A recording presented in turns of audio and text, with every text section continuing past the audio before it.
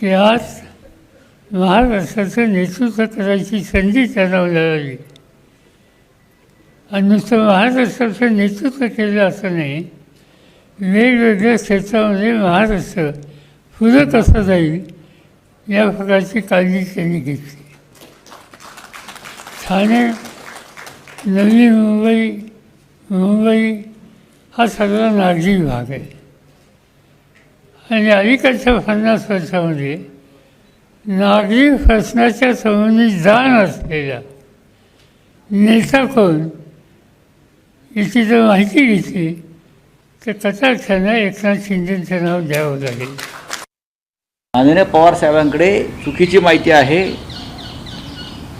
ठाण्याचं राजकारण योग्य दिशेने नेण्याचं काम गेल्या 30 वर्षामध्ये शिवसेनेनं केलेलं आहे. आज ठाण्यात तुम्हाला जे दिसतं आहे, दादोजी कोंडो मैदान असेल, पहिलं नाट्यगृह असेल, गडकरी रंगायतन असेल, या सगळ्या बाळासाहेब ठाकरेंच्या संकल्पना होत्या, माननीय शिवसेना प्रमुखांच्या.